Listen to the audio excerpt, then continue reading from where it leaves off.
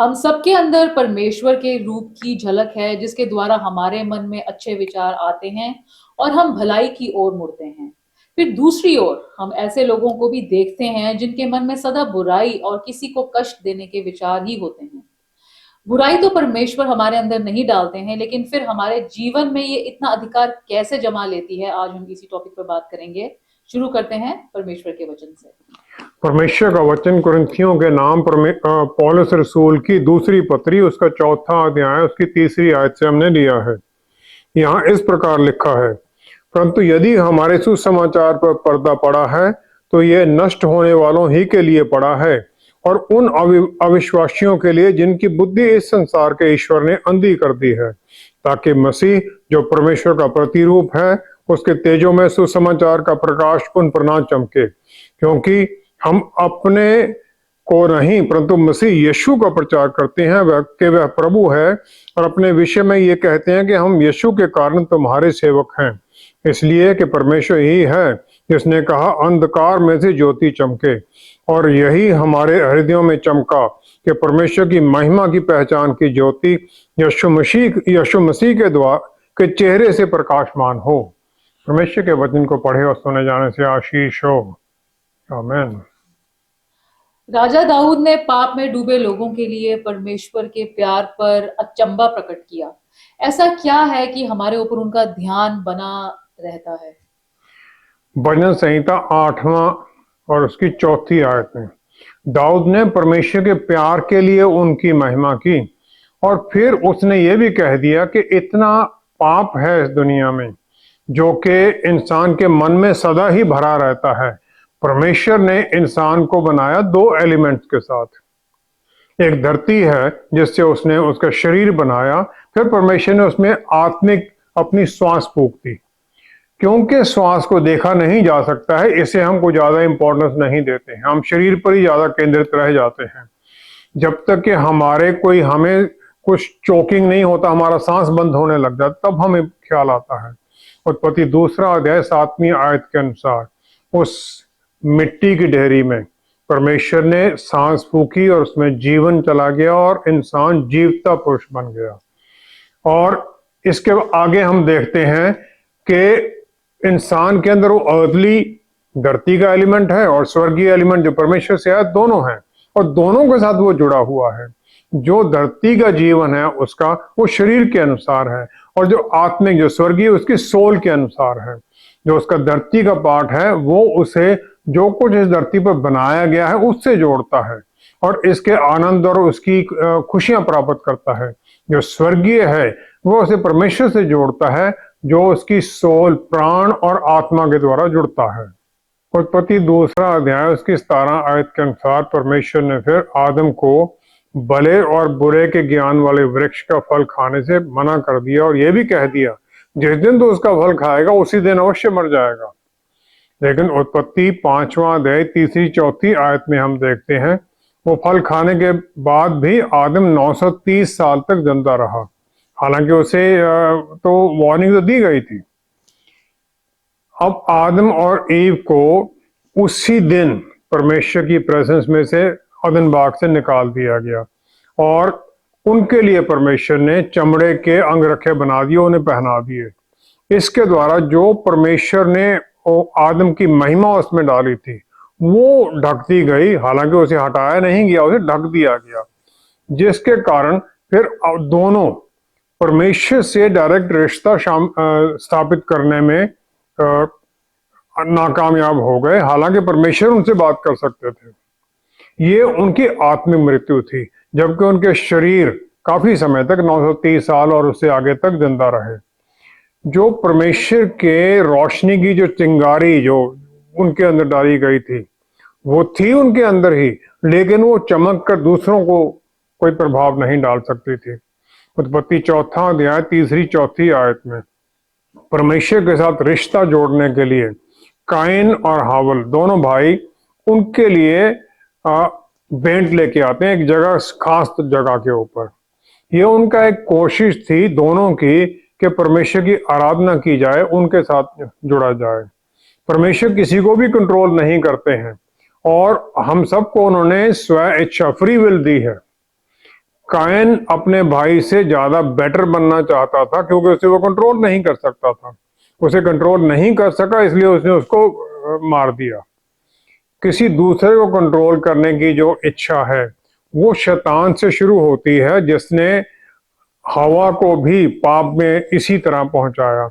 जो पहला अटेम्प्ट था इस प्रकार कंट्रोल करने का, वो निम्रोद की तरफ से शुरू हुआ, जो कि उत्पत्ति 10वां अध्याय 8 से 10 आयत में। निम्रोद उस समय धरती पर माइटी मैन माना गया है, बलवान पुरुष। उसने बाबल से लेके असीरिया तक, निनवे तक अपना राज्य स्थापित किया। और इसके बाद में जो अगला स्टेप शुरू होता है इंसान का, वो है अपनी कोशिश के द्वारा ऐसा एक टावर, गुंबद बनाना जिसकी ऊपरी सतह स्वर्ग तक पहुंचती जाए।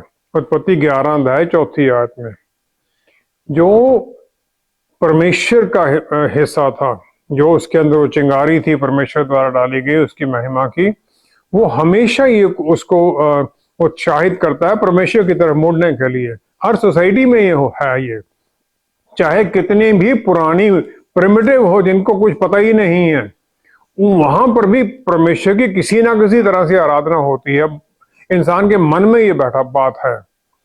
और जो बहुत ज्यादा केंद्रित होते हैं परमेश्वर की तरफ मुड़ने के लिए, स्वर्ग की बातों के मुड़ने के लिए, जो नजदीक होना चाहते हैं, फिर उन्हें परमेश्वर नजदीकी रिश्ते के लिए बुलाते हैं। उत्पत्ति 12 अध्याय पहली 3 आयत में हम देखते हैं अब्राहम को परमेश्वर ने बुलाया कि अपने परिवार जो के झूठी आराधना में था उससे निकले और अलग जगह पर चला जाए जिसका उसको बताया जाएगा। ये जो काम था ये उसके लिए आशीष का कारण बनना था। और अब्राहम आज्ञाकारिता में चला गया। मूसा को इसी प्रकार फैरो की बेटी ने वहां महलों में उसकी परवरिश की, लेकिन उसने महलों का तिरस्कार करके अपने लोगों की सहायता करने की कोशिश की और एक मिस्री को मार दिया जो उन्हें परेशान कर रहा था। निर्गमन 2 अध्याय 12 आयत में। फिर वो अपने बल में अपने लोगों की सहायता करना चाहता है लेकिन फेल हो जाता है और उसे फिर भागना पड़ता है मिस्र से। निर्गमन 3 अध्याय 10वीं आयत में परमेश्वर फिर उसे वो जलती हुई झाड़ी में से पुकारते हैं ताकि उसे वापस मिस्र में भेजा जा सके, ताकि अपने लोगों को वो दास्ता से छुड़ा कर लेके आए। दाऊद यशे का सबसे छोटा पुत्र था, उसके 7 भाई उससे बड़े थे। ये माना जाता है कि 7 बेटों के बाद में यशी और बच्चा नहीं चाहता था, और जब दाऊद पैदा हुआ तो वो उसका तिरस्कार कर दिया था, उसने उसको नहीं चाहता था वो। और उसके सबसे जो नीचे स्तर का जो काम था भेड़ों की देखभाल करना, वो उसे दिया गया। शमूएल नबी ने परमेश्वर के कहने पर जब यशी के पुत्रों में से एक को मसा करने के लिए गए वो, तो सारे 7 के 7 बेटे उनके सामने लाए गए, लेकिन परमेश्वर ने सबको रिजेक्ट कर दिया। जो दाऊद था उसे उसकी माता निजवे प्यार करती थी, जिसने उसे परमेश्वर से प्यार करना सिखाया। और फिर वो भेड़ों के साथ में विल्डरनेस में वो परमेश्वर की आराधना करता था। दाऊद को स्वीट सैमिस्ट कहा गया है, अच्छा भजनकार कहा गया है इज़राइल का।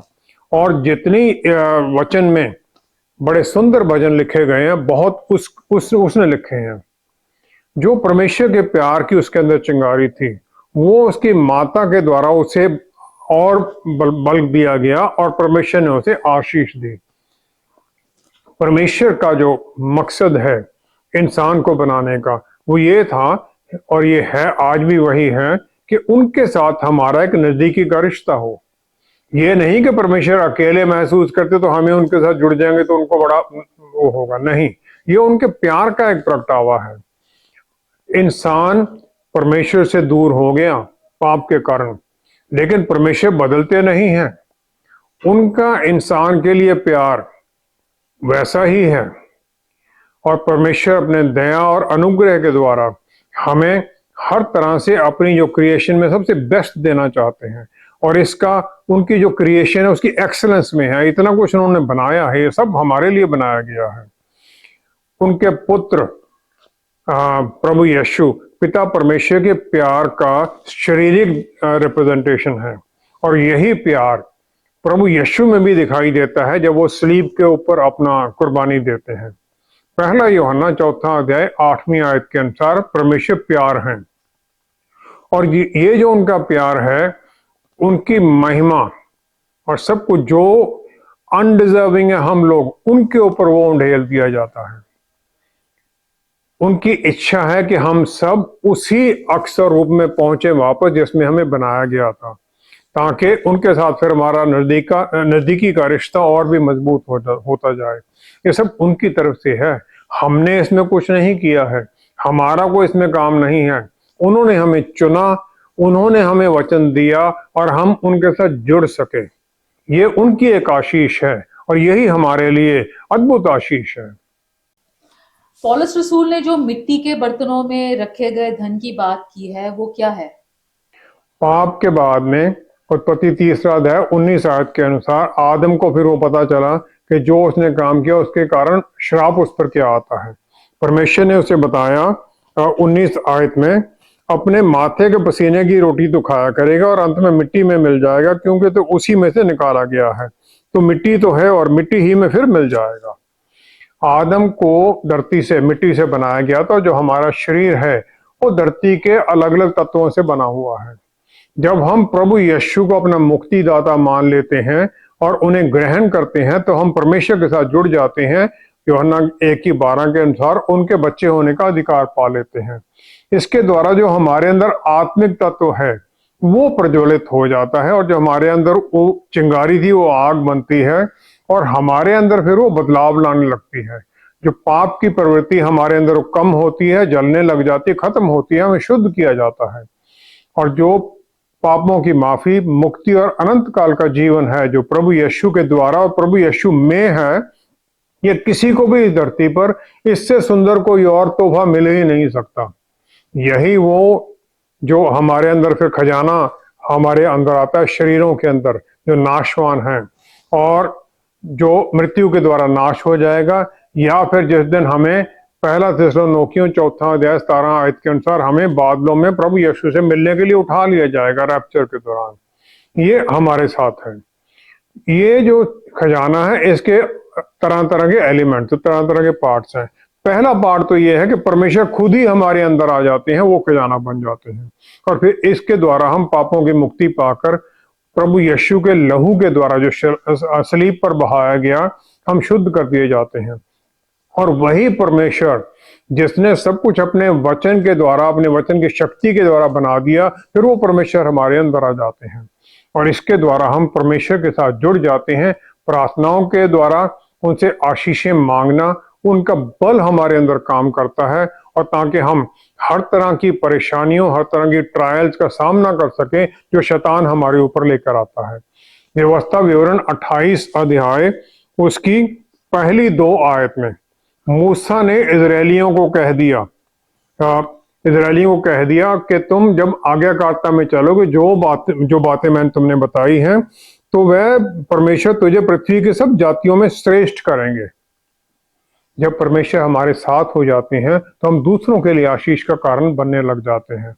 दूसरा पार्ट है, प्रभु यीशु हमारे अंदर हैं, जो कि वो रोशनी है परमेश्वर की, और हमें फिर वो रोशनी से हमारे मनों में भर देते हैं।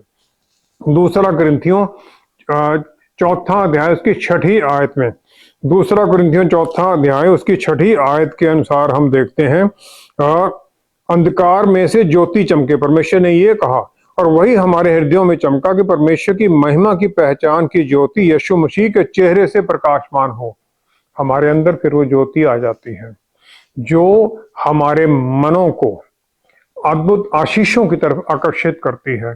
यूहन्ना 17 की 3 आयत में प्रभु यीशु ने अनंत काल के जीवन की परिभाषा बता दी। प्रभु यीशु ने ये कहा प्रार्थना के दौरान कि अनंत जीवन ये है कि वे तुझ एकमात्र सच्चे परमेश्वर को और यीशु मसीह को जैसे तूने भेजा है जाने। परमेश्वर को जानना और प्रभु यीशु को जैसे उन्होंने भेजा है, उन दोनों को जानना, यही अनंत काल का जीवन है हमारे लिए। जब हम जानते हैं ऑटोमेटिकली हमें ये मिलता है। हम पाप के अंधेरे और बुराई के अंधेरे से पूरी तरह दबे हुए थे, दास्ता में थे शैतान की, लेकिन प्रभु यीशु ने मुक्तिदाता बनकर हमारे पूरी उसकी जो पेनल्टी थी पूरी पे कर दी अपनी मृत्यु के द्वारा सलीब के ऊपर, हमें छुड़ा लिया। और फिर ये जो रोशनी हमारे अंदर है हमें उनके उस सच्चाई के रास्तों पर चलने में सहायता करती है, उसी अक्स में हमें बदलने में सहायता करती है। मत्ती 5:14 के अनुसार हम इतना भर जाते हैं उस रोशनी के साथ कि हम इस दुनिया की रोशनी बनने लग जाते हैं। तीसरा पार्ट है परमेश्वर का वचन जो हमारे अंदर है। किसी भी चीज को हम मंगाते हैं उसका एक साथ में बुकलेट आती है, मैनुअल। हमारे जीवन में इस धरती पर हमें कैसे जीना है, ये परमेश्वर का मैनुअल है हमारे लिए कि इसके द्वारा हमें इस प्रकार जीना है इस धरती के ऊपर जो उनकी क्रिएशन है। मूसा ने इजरायलियों को जो सक्सेस का सीक्रेट था प्रॉमिस लैंड में जाने से पहले वो बता दिया। मूसा ने उन्हें कह दिया, व्यवस्था विवरण 4 अध्याय उसकी पहली आयत में, अतः हे इज़राइल, जो जो विधि और नियम मैं तुम्हें सिखाता हूं उन्हें सुन लो और उन पर चलो, जिससे तुम जीवित रहो, और जो देश तुम्हारे पितरों का परमेश्वर यहोवा तुम्हें देते हैं उसमें जाकर उसके अधिकारी हो जाओ। जो मैं तुम्हें सिखाता हूं इसके अनुसार चलो, ये मैनुअल है, इसके अनुसार चलो तो तुम सक्सेसफुल होगे। यूहन्ना 1 अध्याय 3-4 आयत में यूहन्ना रसूल प्रभु यीशु की पहचान बताते हैं कि वो वचन है, और वचन अनंत काल से परमेश्वर में था और उसी के द्वारा सब कुछ बनाया गया, उसके बिना कुछ भी नहीं बनाया गया। फिर वो कहते हैं उनमें जीवन है और वो जीवन मनुष्यों की ज्योति है। जो हमारे अंदर वो मिट्टी की ढेरी में जो लाइफ, जो जीवन फूंक दिया गया, वो यही ज्योति है जो हमारे अंदर चमकती है। कुलूसियों की पत्री 1 अध्याय 16-17 आयत में पौलुस रसूल कहते हैं 16-17 में, उसी में सारी वस्तुओं की सृष्टि हुई, स्वर्ग की हो अथवा पृथ्वी की, और फिर आगे लिखा है उसी के लिए सब कुछ सृजा गया, उसी के द्वारा उसी के लिए सब कुछ बनाया गया, और उसी में ही सब स्थिर रहता है। जीवन उनमें है, उनके द्वारा है, उनके लिए है, और उन्हीं के द्वारा ही हम जिंदा हैं। वो खींच लेते हैं अपनी रोशनी, सब खत्म हो जाता है। चौथा है पवित्र आत्मा परमेश्वर जो हमारे अंदर आते हैं। प्रभु यीशु ने यूहन्ना 14:26 के अनुसार कह दिया, वो तुम्हें सब कुछ सिखाएंगे और मेरी बातों का स्मरण कराएंगे। जो हमारे चारों तरफ अंधेरा है वो हमारे अंदर डर को पैदा करता है, और जिसके बारे में हम नहीं जानते क्या है चारों तरफ, भविष्य के बारे में, लेकिन पवित्र आत्मा परमेश्वर हमारे अंदर हैं, वो बल, प्यार और आत्म संयम की आत्मा है। फिर वो रोशनी और बल हमारे अंदर परमेश्वर की तरफ से आ जाता है, वो आत्मा के द्वारा, जो हमें हर परिस्थिति का सामना करने में सहायता करता है और हमें आत्म संयम में चलने का सहायता करता है, डिसिप्लिन लाइफ जीने में सहायता करता है।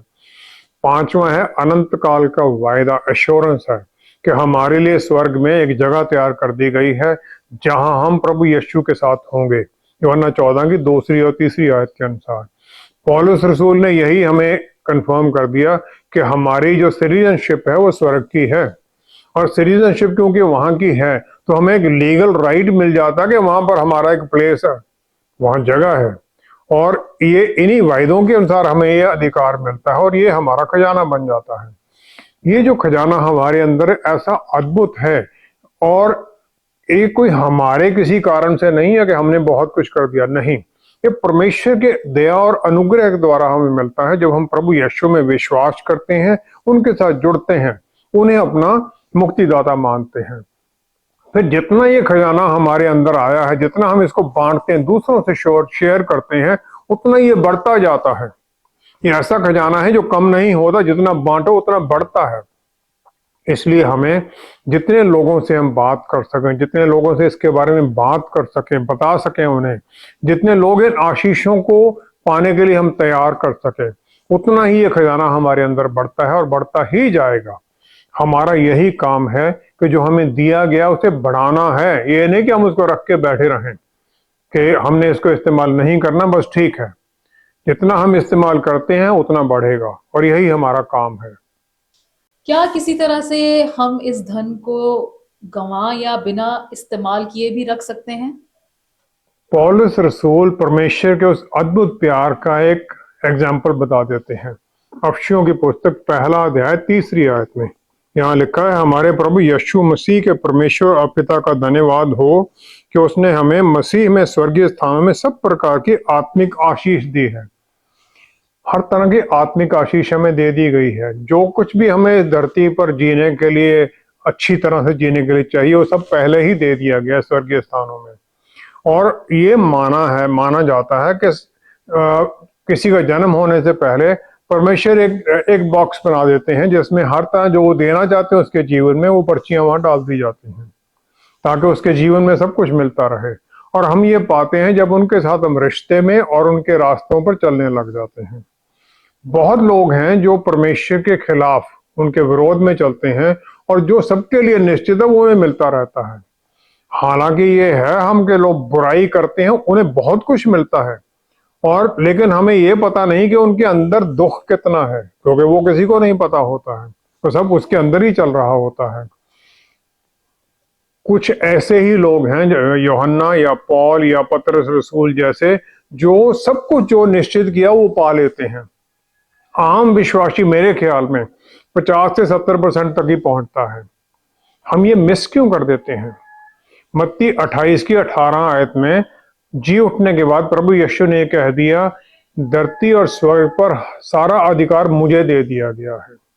मुक्तिदाता प्रभु यीशु परमेश्वर के पुत्र हैं, सब कुछ उन्हें अधिकार दिया गया है। इब्रानियों के पुस्तक 1 अध्याय 3 आयत में फिर वो पिता परमेश्वर के दाहिने बैठे हैं। दाहिना हाथ बल और पावर का स्थान है। रोमियो की पुस्तक 8वां अध्याय 34 आयत में, रोमियो की पुस्तक 8वां अध्याय उसकी 34 आयत में लिखा गया है कि परमेश्वर के दाहिनी ओर वो हैं और हमारे लिए निवेदन भी करते हैं, इंटरसेशन करते हैं वो। यूहन्ना 14 की 13 में फिर उन्होंने हमें ये वादा किया कि जो कुछ हम जो कुछ हम मांगते हैं वो कर देंगे, ताकि पिता की पुत्र में महिमा हो। उनकी हमेशा से यही एक इच्छा है कि पिता की महिमा हो हर बात में। उन जो हम मध्यस्थता करते हैं, निवेदन करते हैं, उसमें भी उन्हीं की महिमा हो, प्रार्थना को उत्तर मिलने में भी हो, और जो उन्होंने धरती पर अगर दुख उठाया उसमें भी पिता की महिमा ही हो। किसी भी समय उन्होंने ये नहीं कहा कि मैं अपने आप में कुछ भी कर सकता हूं, कि परमेश्वर की महिमा के खिलाफ हम कुछ कर लें। यूहन्ना 5वां अध्याय उसकी 19 आयत में उन्होंने कहा, मैं तुम्हें सच सच कहता हूं कि पुत्र आप में कुछ नहीं कर सकता, केवल वह जो पिता को करते देखता है, क्योंकि जिन कामों को वह करता है उन्हें पुत्र भी उसी रीति से करता है। वो कहते मैं तो कुछ कर भी नहीं सकता। मेन जो रीजन हमारा मिस करने का है, या हम जो प्राप्त नहीं करते हैं, या उन्हें उन आशीषों को इस्तेमाल नहीं कर सकते हैं, वो हमारे अपनी महिमा का कारण है कि हम तो अपने आप को महिमा देना चाहते हैं। हम ये भी कहने लग जाते, देखो मैंने प्रार्थना की, उत्तर मिल गया, तुम्हें आशीष मिल गई है। प्रार्थना का उत्तर हमारे अंदर नहीं है, परमेश्वर के अंदर है। विश्वास में जिसने प्रार्थना कराई उसका विश्वास है। जब हम नम्र स्वभाव में उनकी उस रोशनी में चलने लग जाते हैं, उनके टॉर्च बेरर बन जाते हैं, उनकी रोशनी की रोशनी पकड़ लेते हैं टॉर्च हम, तो फिर हमें वो और अधिक अधिक भरते जाते हैं। दूसरा है शक और अविश्वास, इसके कारण भी हम चूक जाते हैं। हम ये जानते हैं कि परमेश्वर का वचन, उनके वायदे सब सच्चे हैं और उसी के अनुसार हम करते भी हैं, लेकिन फिर शक आ जाता है और फिर हम दूसरे उसको पक्का करना चाहते हैं और ऑल्टरनेटिव देखते हैं। कितने लोग हैं विश्वासी जो मानते हैं, सब कुछ जानते हैं, लेकिन हाथों उंगलियों में उन्होंने वो स्टोन पहन रखे हैं जो किसी जोशी ने उन्हें बताया है। ये नहीं कि वो विश्वास नहीं करते हैं, वो करते हैं, लेकिन वो फेलियर का चांस नहीं देखना चाहते। वो कहते हैं भी किसी न किसी तरह सब कुछ सही हो जाए। ये नहीं समझते कि इसी कारण तो फेल हो रहे हैं। जो परमेश्वर ने निश्चित किया वो तो होना ही है, और उसे सिर्फ वही चेंज कर सकते हैं, परमेश्वर स्वयं अपने आप, और कोई नहीं बदल सकता है। तीसरा है हमारा अहंकार और बोस्टिंग। पौलुस रसूल का जो ये कही गई बात कि परमेश्वर का धन मिट्टी के बर्तनों में दिया गया है, वो हमारी अनवर्दीनेस है कि हम में कुछ भी नहीं है पाने के लिए, और जो हमारे अंदर सब कुछ है वो परमेश्वर के द्वारा है, हमारे कारण नहीं है, उनका अनुग्रह है और दया के कारण है। चौथा है आत्मिक अंधापन। 2 कुरिन्थियों 4 अध्याय 4 आयत के अनुसार शैतान उन लोगों की आंखें अंधी कर देता है, और दो तरीके से वो करता है। पहला तो ये है कि हमें वचन की सच्चाई की तरफ जाने ही नहीं देता, और हम उसको सच्चाई को मानते ही नहीं है लोग, और वचन में आते ही नहीं है। दूसरा ये कि मानने वालों में अविश्वास पैदा कर देता है, बार बार हमें पुराने पापों की याद कराता रहता है, और ये हमें पेंट करता है पिक्चर कि अरे तुम तो इसके हक ही नहीं, तुम पा ही नहीं कुछ भी सकते, तुम तो इतने बड़े पापी हो, और हम उसमें फंस जाते हैं। पांचवा है हमारा रिश्ता कितना कमजोर है, कितना नजदीकी है। किसी भी तरह से जब हम प्रार्थना में और वचन को पढ़ने में जुड़ते नहीं हैं, तो परमेश्वर के साथ हमारा रिश्ता नहीं बनता है, और फिर हमको इतना खास उत्तर पाने में भी हम कोई एक्सपेक्ट ना करें। प्रेयर जो प्रार्थना है, हमारा विश्वास उनमें जाहिर करता है, और उनकी तरफ हमारा प्यार जाहिर करता है। ये हमारा रास्ता नहीं कि परमेश्वर जो हमने बोला इसको कर दो, लेकिन यह कि हम अपना रास्ता उनके सामने रखते हैं, फिर अधीनगी में आ जाते हैं कि आपकी इच्छा पूरी हो, और फिर हम उस इच्छा में चलने की कोशिश करते हैं, उसमें चलते हैं। भजन संहिता 84 उसकी 11 आयत में कहा गया है भजनकार ने, यहोवा परमेश्वर सूर्य और ढाल है, यहोवा अनुग्रह करेगा और महिमा देगा, और जो लोग खरी चाल चलते हैं उनसे वह कोई अच्छी वस्तु रखना छोड़ेगा। वो हमें प्रभु यीशु अपने पुत्र के लहू के द्वारा शुद्ध करते हैं, पापों की माफी देते हैं, फिर हमें चलने में सहायता करते हैं। परमेश्वर ने ये सब कुछ कर दिया है, ये उनका अनुग्रह है, उनकी दया है, और जब हम अधीनगी में आते हैं, उनके उन रास्तों पर चलने लग जाते हैं, तो उस प्रकार हम चलते हैं, और फिर वो हमारे ऊपर और अधिक से अधिक उंडेलते जाते हैं। जितना हम उनसे जुड़ते हैं उतना ही वो हमारी तरफ नजदीक आते हैं। हम विश्वास में एक कदम लेते हैं, लेकिन परमेश्वर 100 कदम आ जाते हैं। शैतान हमारे ऊपर अधिकार जमाता है, वो गरजते सिंह की तरह आता है, हमें डराने के लिए, धमकाने के लिए, नष्ट करने के लिए। प्रभु यीशु क्या करते हैं? रेवलेशन प्रकाशित वाक्य 3 अध्याय 20 आयत में, देखो मैं द्वार खटखटाता हूं। वो कोई जबरदस्ती नहीं है, खटखटाते हैं, हम द्वार खोलते हैं, तब वो भीतर आते हैं हमें आशीष देने के लिए। जुड़ना हमें है, हमें उनके साथ जाना है। या चॉइस हमारी हो जाती है कि हम गढ़ते सिंह को अपना हाथ पकड़ा दें, या फिर उस दयालु परमेश्वर को अपना हाथ पकड़ा दें जो ये सब कुछ हमें देते हैं। जब हम उनके साथ जुड़ते हैं तो बस फिर सब कुछ होने लग जाता है, और हम आशीषों से भर जाते हैं। आइए हम प्रार्थना करें। पिता परमेश्वर, क्या ही धन्य है आपने हमें चुना, आपने हमें बुलाया। हम तो आपको ना चुन सकते थे, ना आपसे जुड़ सकते थे। फिर आपने इतना ही नहीं किया, बल्कि हमारे पापों से हमें माफी दे दी, और प्रभु यीशु के लहू के द्वारा हमें शुद्ध कर दिया। और फिर शैतान हमारे माथे पर वो निशान अपना लगाना चाहता है, हमारे विचारों को, हमारे बल को कंट्रोल करना चाहता है, लेकिन आपने हमारे सर पर अपना हाथ रख दिया और अपनी आशीषें हमारे अंदर भर दी, ताकि हम शैतान के नहीं, आपके अधीनगी में चले। पिता परमेश्वर, हम आप ही को महिमा देते हैं, और पवित्र आत्मा परमेश्वर द्वारा हमें बल और आत्म संयम से भरते रहिए, ताकि हम आपकी आज्ञाकारिता में, आपके प्यार में, आपकी आशीषों में बढ़ते जाएं। जो आपने हमें दिया है दूसरों के साथ हम शेयर करें। जितने लोग जुड़े हुए हैं, जिन्होंने प्रभु यीशु आपको अभी तक भी मुक्तिदाता ग्रहण नहीं किया है, पवित्र आत्मा परमेश्वर द्वारा उन्हें बल दीजिए, ताकि दूसरों के डर से बाहर निकलकर वो आपके साथ जुड़े, आपको महिमा दें और आपकी आशीष में बढ़े। पिता परमेश्वर सब कुछ प्रभु यीशु के पवित्र नाम में मांगते हैं। आमीन, आमीन, आमीन। परमेश्वर उन सब लोगों को जो अपनी तरह तरह की कोशिशों के बाद भी टूटे हुए और दुख में ही डूबे रहते हैं, अपने बल और शक्ति से भर देते हैं। उनके इस अद्भुत नया करने में हमारा कोई काम नहीं, केवल इन आशीषों को ग्रहण करना ही है। हम तो नाश होने वाले मिट्टी के ही बर्तन हैं, लेकिन जो हमारे अंदर आ जाता है उसके द्वारा फिर हम भी अनंत काल का जीवन पा लेते हैं। Thank you so much for watching. See you next time. Stay blessed. Shalom.